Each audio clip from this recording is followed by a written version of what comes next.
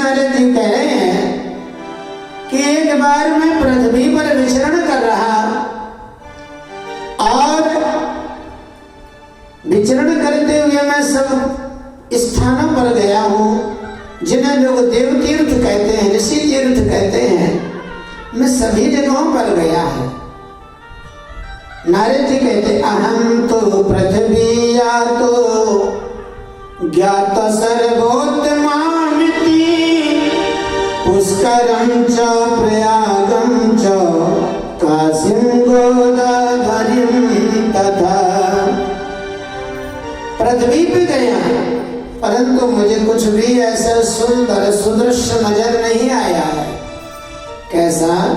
ना पश्यम कुत्रचित् शर्म मन संतोष कारकम कर्ण धर्म मित्रेण धरेयं बाधिताधुना।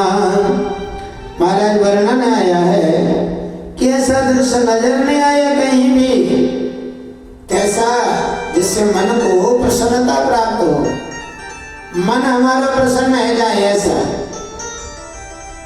कहीं भी ऐसा दृश्य नजर नहीं आया।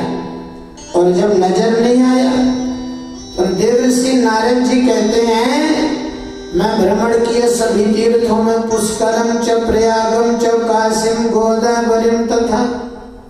सब जगह गए, पुष्कर जी, काशी जी, यहाँ क्या देखे? बोले चोर जुआरी लुटेरे डांका डालने के लिए बैठे हैं, अभद्र भाषाओं का प्रयोग करते हैं। महाराज अगर काऊ के पास नहीं है तो उसकी बेइज्जती कर देते हैं 440 में।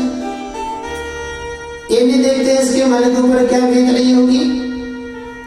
श्रद्धा भाव तो खत्म हो जाएंगे, बस मन का भाव जानेंगे और वो भी निस्वार्थ में बंधे रहेंगे।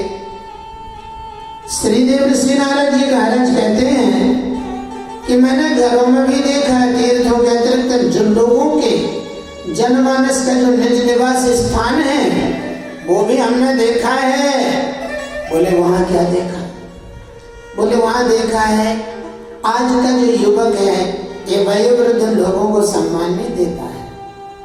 हमारे माँ बाप के पास पैसे होते हैं तो बच्चों के लिए पूरी गृहस्थी, पूरा जीवन सब कुछ समर्पित कर देते हैं।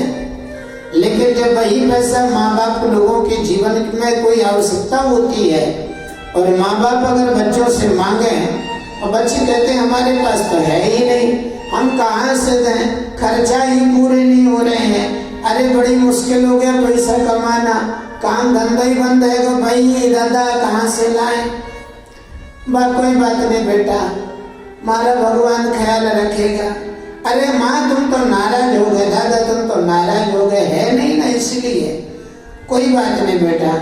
कहने का तात्पर्य है तुम्हारे पास दुनिया में सब जगह खर्चा करने के लिए है, परंतु जब माँ बाप अपने इलाज के लिए, अपने भोजन के लिए, अपने कुछ निजी कारणों के लिए अगर धन मांगते हैं तो आज की संतान बहुतायत मात्रा में देते ही नहीं है।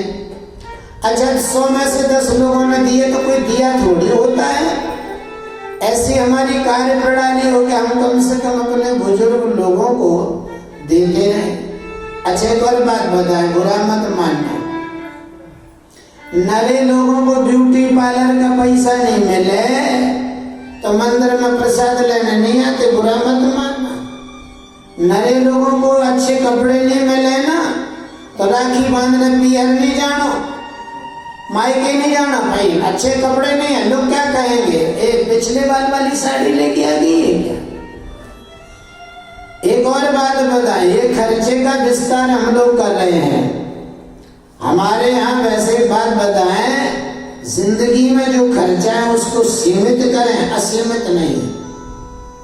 खर्चा जरूरी जहाँ वहाँ खर्चा करें, लेकिन माता पिता को हम जरूर देवें, उनकी जरूरतों को जरूर पूरा करें।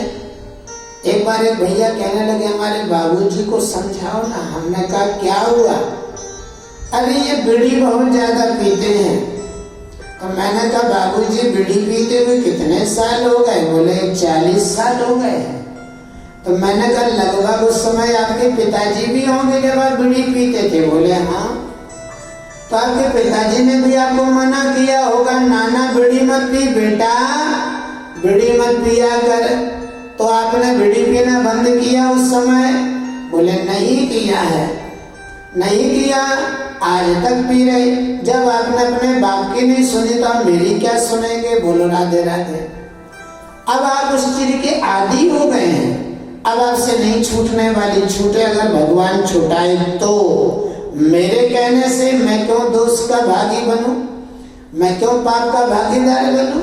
आप पीते हैं पीजिए, मेरे को कोई दिक्कत नहीं है। यदि आपका मन मानता है कि पीना है तो पियो, आपका मन नहीं कहता कि नहीं पीना तो मत पियो। अब बेटा क्यों मना करवा रहा है? हो सकता है कोई स्वास्थ्य का कारण हो, और हो सकता है उसके ऊपर खर्चा बढ़ रहा है इसलिए मना कर रहा हो। बोलो राधे राधे। अगर स्वास्थ्य को लेकर के तो छोड़ दीजिए भैया, लेकिन अगर खर्चा को लेके कह रहे हैं कोई खर्चा घड़ों लगे, महंगी हो गई है, तो भैया फिर आप जाने, आपका काम जाने। मेरा निवेदन है कि माता पिता को खर्चे के लिए बच्चे पैसा देवे, चाहे जहां से दो। बोलो राधे राधे। माँ बाप को आपको देना चाहिए, क्योंकि माता पिता हमारे आशा से जीवित है कि बच्चे लाएंगे, दो पैसा देंगे तो हम अपने घर का खर्चा करेंगे। बोलो बंसी वाले की। तो घर में बच्चों की चले अच्छी बात है, परंतु बुजुर्गों का अपमान ना हो। जिन घरों में बुजुर्गों का अपमान होता है उस घर से माता लक्ष्मी सदैव के लिए पलायन कर जाती है। फिर बाद में हम सोचते हैं ऐसा क्यों हो रहा है, ऐसा क्यों हो रहा है। वो जो हो रहा है वो कहीं ना कहीं हमारे आपकी करने का ही परिणाम है। इसीलिए निवेदन करते हैं बुजुर्गों का सदैव आदर करें, सम्मान करें, क्योंकि इनसे हमारे जीवन को संचालित करने की शक्ति मिली है। प्रेम से बोलो बंसी वाले की।